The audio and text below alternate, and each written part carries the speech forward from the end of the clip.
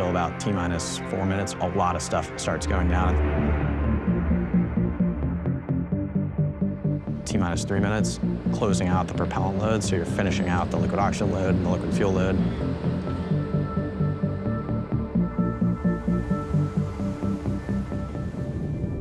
T-minus 40 seconds, we stop interacting with the pad. The vehicle's just on its own. All right, attention all B-19 operators. This is the final go, no-go poll for today's operations. Our main objective today is a 10-engine static fire. Why 10 engines instead of all 33? This is the first V3 booster down at the pad right now, so there's a lot of stuff that can go wrong. And if we do have a bad day, it limits the scope of the issues that we can have. This will be the highest chamber pressure we've ever seen on a vehicle at SpaceX, so definitely going to be a pretty spicy test today. And then you're counting down from T-minus 40. T-minus 4 on is when my heart rate really starts to tick up. And then we light the engines.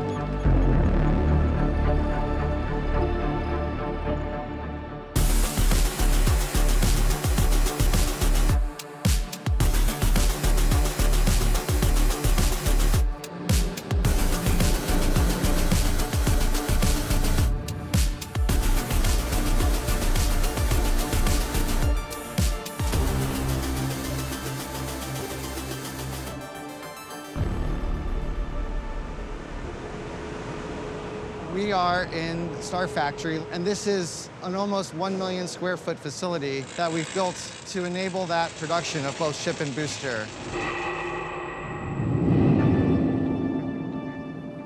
Starship is a fully reusable rocket. It's 2 stages, so it has a ship, which is the upper stage, and a booster below it. The booster accelerates the ship to get it going towards orbit. The ship is what actually goes into orbit to take the people or the payload to wherever they're going.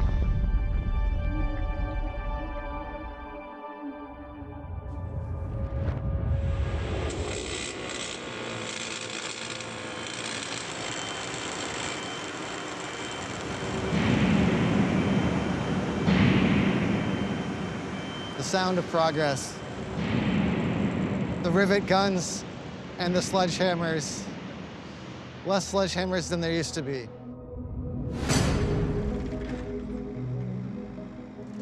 The story of Starship starts with the founding of SpaceX. 3, 2, 1.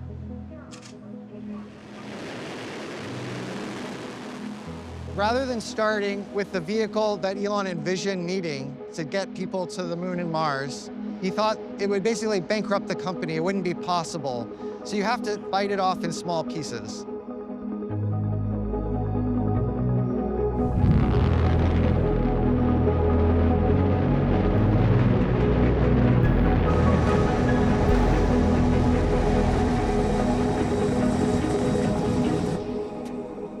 And so those pieces, which at the time did not seem small at all, were Falcon 1, Falcon 9, Dragon, both cargo and crew, Falcon Heavy. Falcon Heavy is supersonic. These were the building blocks that let us cut our teeth on learning how to do rockets. Not the way the aerospace industry had been doing it, but the way we needed to do it to end up here where we are today working on Starship.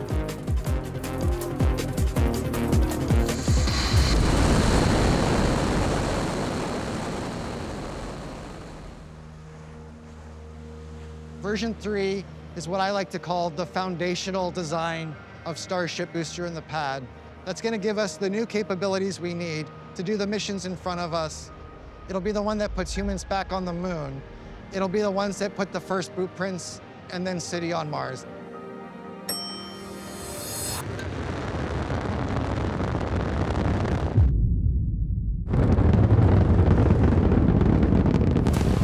Starship is giant, and that scale is not an accident. It's not to win some Guinness World Record prize, which we did for both the ship and the tower. It's because we need that size to do the things we dream of doing with it.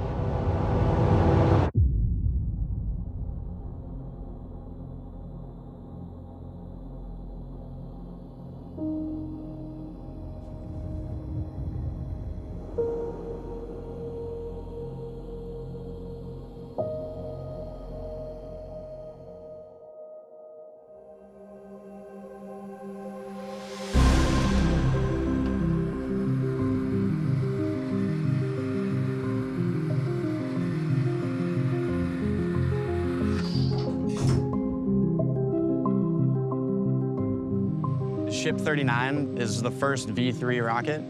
This rocket is unlike anything anybody's ever done before. Version 3 is basically a clean sheet design of the ship. We essentially took a bunch of lessons from version 1 and version 2, and we took a step back and said, what were the things that were really problematic, either from a performance perspective or from a reliability perspective on the previous rockets? And then we directly addressed those with a variety of new designs. It can go up to orbit, it can stay on orbit for 48 hours, it can meet up with other ships, and it can do propellant transfers, which is really the core technology that you need to unlock Starship. Once you unlock that capability, the whole solar system is on your doorstep. And right now what we're doing is we're actually going through checkouts, so we're actually kind of bringing the rocket to life.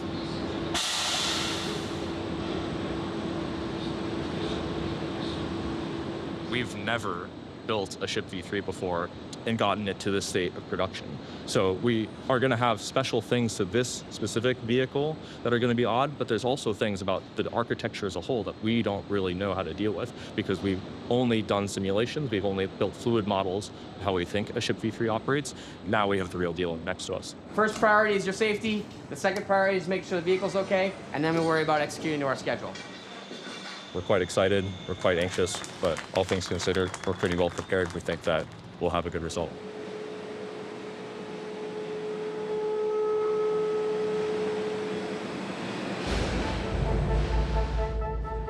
We intentionally started Starship with the ship portion because it was so novel. We have done a reusable booster before with Falcon 9, and so it's at least a little bit better tread ground. I will say, I think the booster turned out to be a lot harder than we gave it credit for.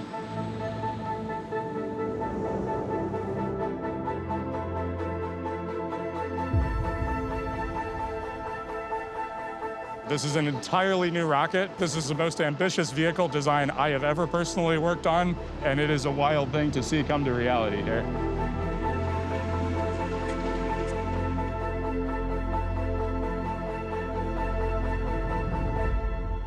The version 1 flight test campaign really exemplifies the rapid integrated test style that we do in SpaceX engineering. It took us 5 flights from our first attempt, from Flight 1 to Flight 5, to successfully catch a booster, which was honestly mind-blowing. Flight 1 was able to get off the pad successfully. It proved that we could get this full system together, and we learned a lot from the eventual failure of the vehicle in that flight. We were able to put together a lot of improvements on the launch pad and on the vehicle hardware design that led to much better success in Flight 2. We were able to make it with the booster to MECO. We were able to separate the ship, and we were able to begin boosting back towards the launch site. So we hit the next big milestone in the flight test campaign. On Flight 3, we were able to get all the way through our boost back burn. On Flight 4, we were able to do a successful water landing demonstration. And on Flight 5, we were able to come back to our launch site and successfully catch the vehicle with our chopsticks.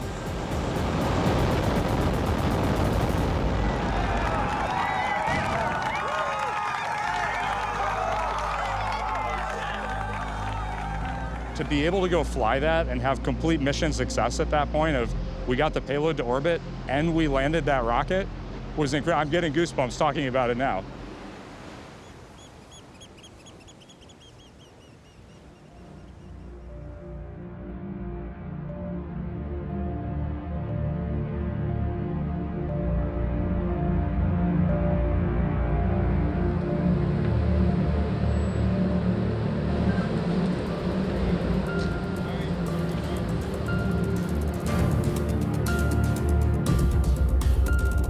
We're about to get into a really exciting period of the vehicle test campaign here, putting the thing through its paces and making sure that everything we design works okay.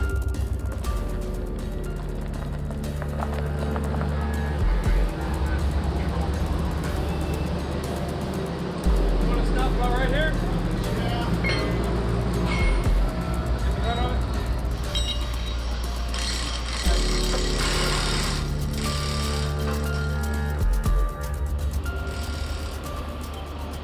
To get all of the pieces of the system working together for the first time. And if we're going to learn anything from that, we'll learn it as quickly as we possibly can. Booster 19 is actually the second of the version 3 boosters that we've built. Booster 18 came before it. We had an unfortunate anomaly during our first test campaign of the Booster 18 vehicle. This is the first version 3 booster that we've built, so this is Booster 18. This is really awesome because it's going to be our first full vehicle level operation and test with a version 3 vehicle. So the whole team's very excited about this. Sure hope it works.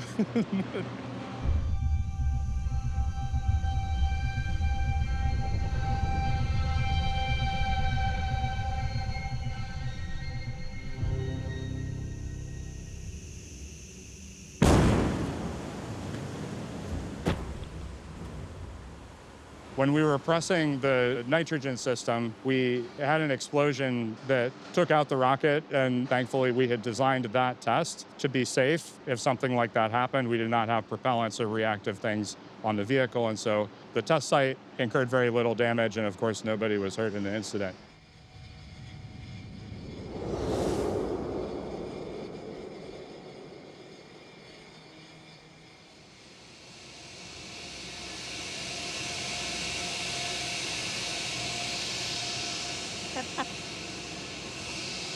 Yeah, as part of testing, this is loud, so you learn to not be super skittish as you're walking around. So we have our booster here on site. We're going to be performing a cryo-proof. It's actually a really long day, so it's nominally planned to be a 12-hour overall prop load and offload. It's just a ton of propellant that we're putting on the vehicle, and we do a bunch of test cases throughout the whole day, so it's a long one.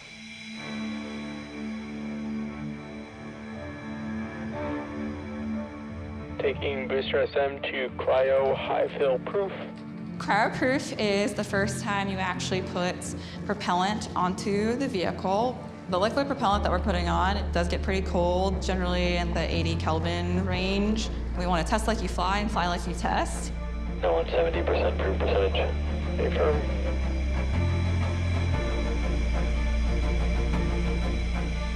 And fuel interface is fully cryo now.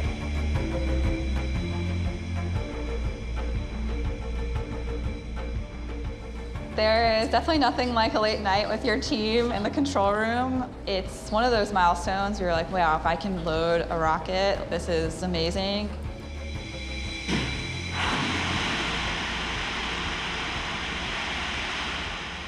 The FHT looks pretty stable. Let's go ahead and get booster configured for offload. Copy.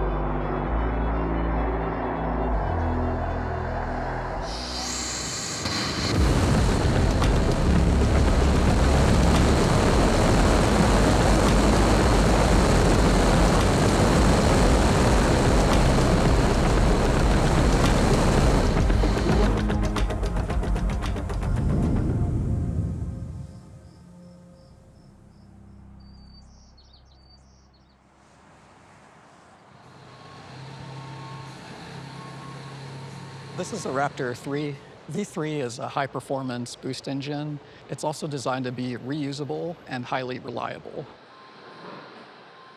We've learned a lot over the course of producing around 600 V2 engines. You can see the amount of simplification that's occurred between V2 and V3.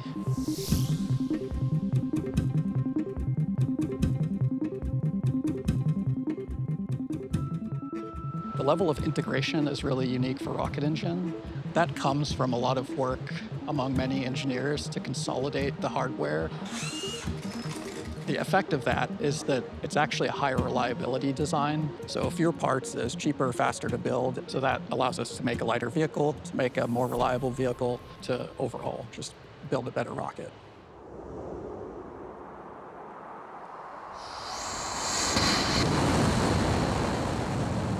Achieving full reusability of an engine like this is really something that people haven't done before. The goal is to get the engine to behave in a similar way to the engines on commercial airplanes. Frequently in interactions with people outside of SpaceX, the perception is that things far beyond what have ever been done before are impossible. Things being impossible is really to be determined by breaking laws of physics. We are not breaking laws of physics, we're just trying to leverage them as effectively as we can.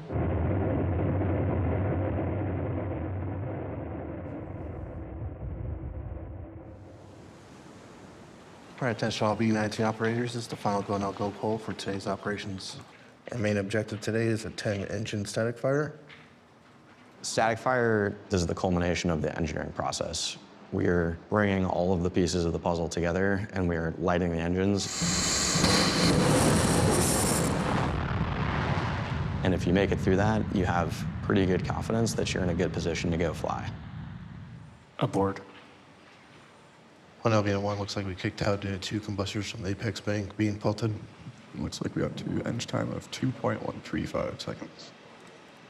We successfully lit all 10 engines. They were ramping up to power. Everything was looking good, stage and engines combined. However, there was a pad side abort called. So what that means is some sort of sensor tripped, and from there we command a fast shutdown.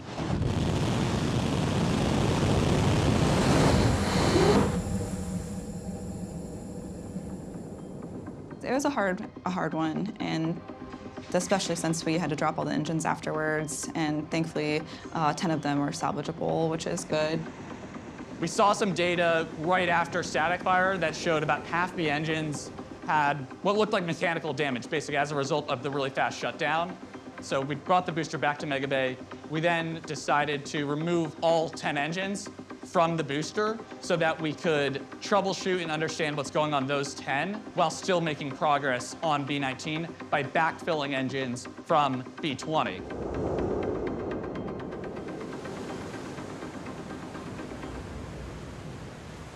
All right, attention all operators on LVN1.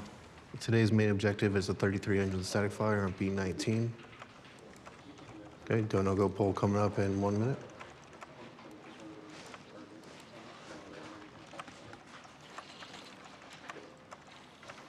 So we're doing our static fire today with all 33 engines.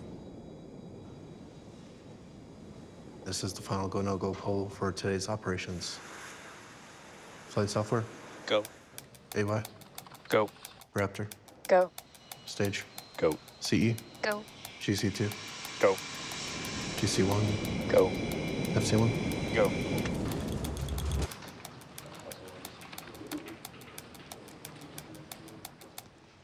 T-minus 10, 9, 8, 7, 6, 5, 4, 3, 2, mission. Wow.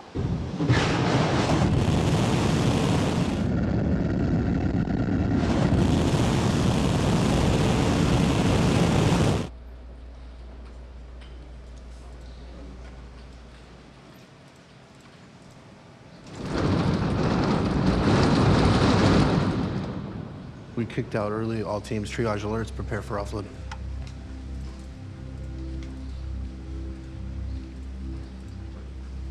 Today we aborted our second attempt of the B-19 full count static fire. We actually had another pad abort on the diverter. We made it through engine startup and then ultimately lost some of our sensors on one of the ramp manifolds. It basically said that the manifold pressure was lower than we believed that it probably was, and it kicked us out at T plus 1.88 seconds. It's just tough because there are some things that are hard to test ahead of time. So the diverter, you can test as much as you want, but you can't obviously test for what theoretical vibe and environment you're going to see when the engines are turned on. Anytime that you walk into an operation where you want to turn on 33 of these enormously powerful engines and get them all to work together and walk away from it in one piece, that is a win. I think every test is always a success, and we had a bunch of findings on the ground systems, the vehicle, and the engines that I think were really good to flag at this point, but definitely a bittersweet day.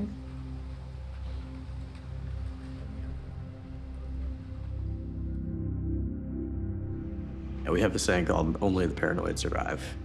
The idea behind it is that there's an enormous amount of information and data that's coming to you, and if you can use that wisely, you can usually use that to figure out where things are going to go wrong in the future. And almost every time that we fail something or have something go awry, there were clues in previous data and previous operations that if you had known what to look for and had been good enough and paranoid enough to do so, could have found it there.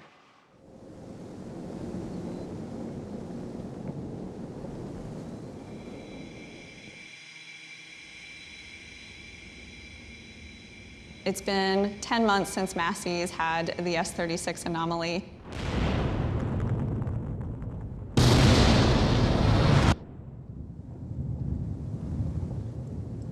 Ship 36 was a tough one. We had a CPV explode, and it not only took out the rocket, but it took out a lot of the test site infrastructure over at Massey's. How do we go make sure if we have an anomaly again, the pad can take a beating and still survive? Losing a rocket is one thing. We've got a production line for rockets, and we can go make more.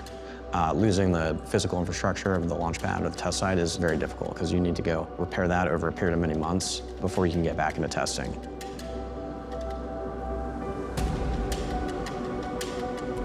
Now we have Massey's back online here. We've really, built this rocket from scratch, but we've also built the pad from scratch, so it's all kinds of new systems. This will be the first time that we bring together the pad and vehicle pieces to make sure that they all work.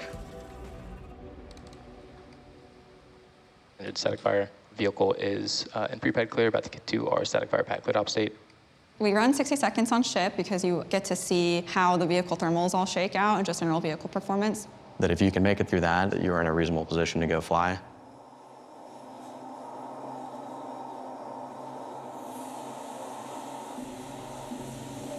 Start up.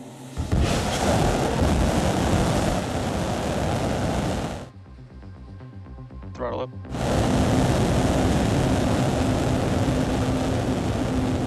Plus 10. The journey of SpaceX is a journey to give humans access to the solar system and beyond, which is really the goal for Starship. Plus 20. The impact that this rocket is going to have on the world, I don't think most people can really comprehend the change it's going to have. Plus 30. This is such a wild ride. The highs are high, the lows are low as we really work to get to ultimately launching people, which is going to be amazing. Plus 40. It is not impossible just because it's far beyond what has been done before. We've proved that time and time again. Plus 50.